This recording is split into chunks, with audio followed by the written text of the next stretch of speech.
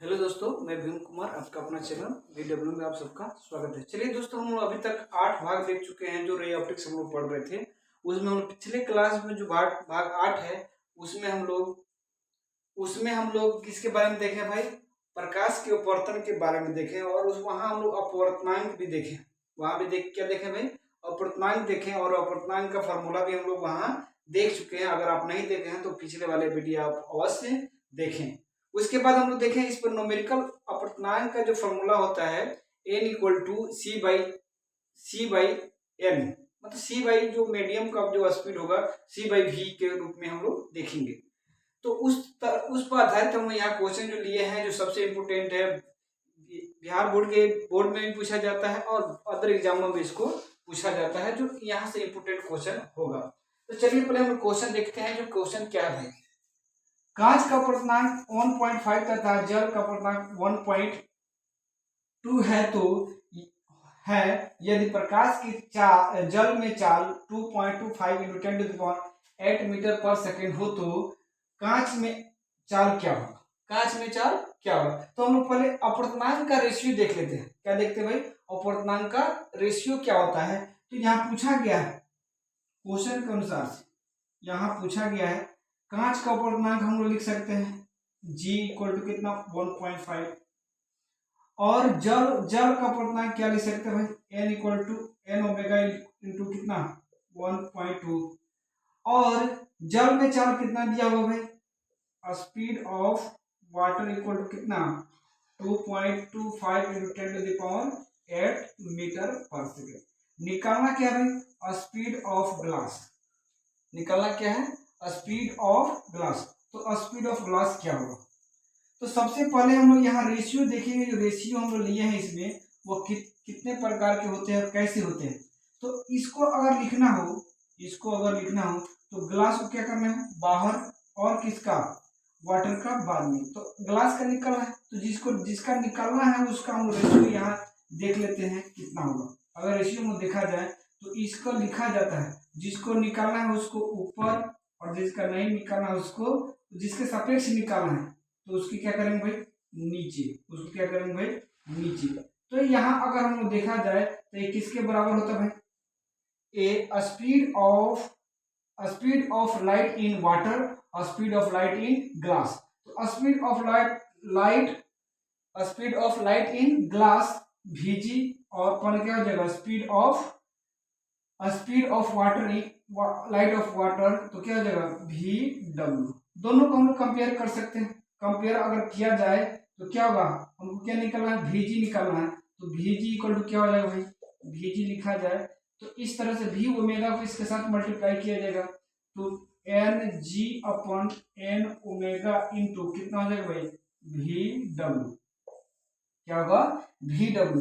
तो Vg भाई, speed of light in glass. Speed of light in glass क्या होगा? मतलब कांच में प्रकाश की चाल क्या होगी वो देखा जाए।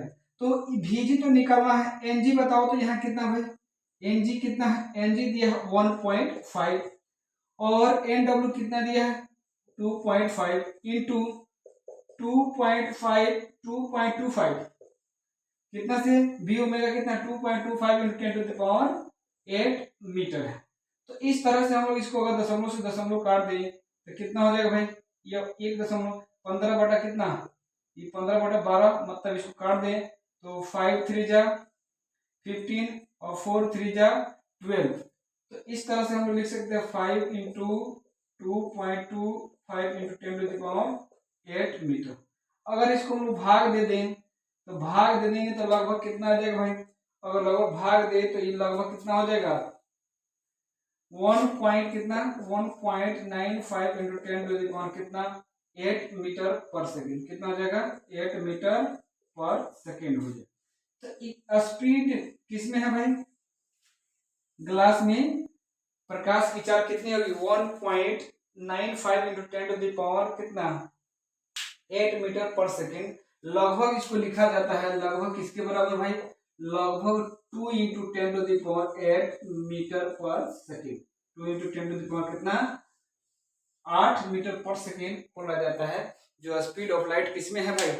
स्पीड ऑफ लाइट ग्लास में, मतलब कांच में प्रकाश की चाल कितनी होती है, 2 × 10⁸ मीटर पर सेकेंड होता है। तो इस तरह से जितना भी कठिन से कठिन क्वेश्चन दिया जाए तो सिर्फ आपको क्या याद रखना चाहिए, यह फॉर्मूला और रेशियो याद रहेगा, तो आसानी से कोई भी क्वेश्चन आप सॉल्व कर सकते हैं दोस्तों। चलिए हम लोग नेक्स्ट क्वेश्चन देखते हैं। दूसरा क्वेश्चन इसमें पूछा हुआ है, इसको मिटाते हैं, दूसरा क्वेश्चन देखते हैं, आप इसे देख लीजिए और बता लीजिए। दूसरा क्वेश्चन पूछा है 1.5 अपूर्णांक लें, 1.5 अपूर्णांक वाले 1.15 अपूर्णांक वाले शीशे में प्रकाश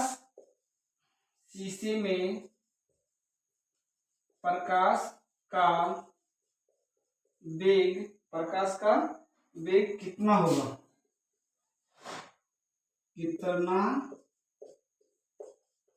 होगा, यहां से। और इसमें एक और क्वेश्चन पूछा है, वायु में प्रकाश का वेग दिया हुआ, वायु में प्रकाश का वेग 3 × 10⁸ मीटर पर सेकेंड दिया हुआ है। तो देखिए भाई, हम लोग यहाँ इस तरह का सॉल्यूशन आए तो बहुत आसान क्वेश्चन बहुत आसानी से बनाया जाता है। तो n इक्वल टू कितना, पहले लिख लेते हैं, दिया क्या क्या हुआ है, शीशे मतलब कांच का अपूर्णांक दिया है, तो Ng दिया हुआ है, Ng कितना 1.5, Ng कितना दिया है 1.5, और स्पीड ऑफ लाइट कितना दिया, स्पीड ऑफ लाइट कितना होता है भाई 3 × 10⁸ मीटर पर सेकेंड। निकलना क्या है भाई, प्रकाश का वेग शीशा में कितना होगा, किसमें निकलना भाई, Vg में। तो हम लोग जानते हैं n इक्वल टू होता है C अपॉन Vg, n दिया हुआ है, Vg निकालना है, C दिया हुआ है, तो लिख सकते हैं C दिया हुआ है, Vg निकालना है, तो Vg इक्वल टू कितना हो जाएगा भाई, C अपॉन n। तो C का मान बताओ तो कितना है 3 × 10⁸ मीटर पर सेकेंड, और n का मान कितना है 1.5। अगर इसको हम डिवाइड करें 2 से भाग दें तो कितना आएगा, 2 आएगा, कितना आएगा भाई 2, लगभग 2 × 10⁸ मीटर पर सेकेंड स्क्वायर, कितना आ जाएगा भाई 2.2। तो इसको हम लोग फिजिक्स के लैंग्वेज में लिख सकते हैं 8 मीटर पर सेकेंड होगा। तो कांच में स्पीड इसका यहाँ भी उतना ही आया, यहाँ भी कितना आया भाई 2 × 0 × 10⁸ मीटर पर सेकेंड।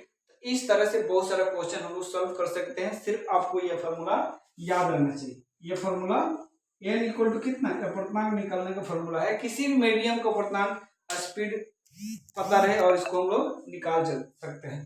तो चलिए दोस्तों, हम लोग फिर मिलते हैं नेक्स्ट पार्ट में। अभी तक हम लोग 2 क्वेश्चन देख चुके हैं, या तीसरा क्वेश्चन है, तीसरा क्वेश्चन हम देखते हैं जो हर बार 10th का एग्जाम हो या 12th का, इसमें इस तरह का रेशियो पूछा जाता है, जो सबसे इम्पोर्टेंट क्वेश्चन। इसमें देखो क्वेश्चन कितना अच्छा दिया हुआ, यदि वायु के सापेक्ष कांच का अपूर्णांक 3/2 तथा वायु के सापेक्ष जल का अपूर्णांक 4/3 है, तो कांच के सापेक्ष जल का अपूर्णांक ज्ञात करना है। किसका ज्ञात करना है, कांच के सापेक्ष जल का अपूर्णांक ज्ञात करना है। तो इस तरह के रेशियो हम लोग देखे जाते हैं। तो इस तरह के रेशियो हम लोग किसके जल का अपूर्णांक ज्ञात करना, किसका ज्ञात करना भाई, कांच के सापेक्ष जल का अपूर्णांक। तो इस तरह से पहले हम लिख लेते हैं कि दिया क्या हुआ है। तो देखो वायु के सापेक्ष कांच का अपूर्णांक, वायु के सापेक्ष कांच का अपूर्णांक, इसका मतलब Ang इक्वल टू 3/2, और W इक्वल टू कितना दिया हुआ है, W इक्वल टू कितना दिया है 4/3 दिया हुआ। तो निकालना है क्या भाई, Wg क्या निकला भाई, Wg इक्वल टू क्या होगा भाई, W इक्वल टू क्या होगा।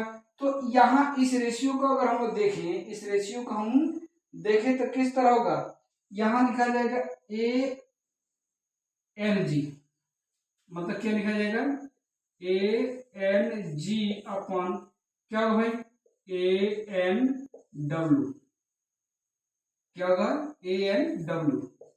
तो ए एन डब्ल्यू इस तरफ, तो दोनों का रेशियो हम लोग लिख सकते हैं, दोनों का रेशियो क्या होगा भाई लिखा जाए तो ए एन जी का मान कितना है 3/2 और ए एन डब्ल्यू का मान कितना भाई 4/3। इसको हम लोग और सॉल्व करें तो 3/2 इंटू 3/4, तो इसको मल्टीप्लाई करें तो कितना हो जाएगा 9/8, 9/8।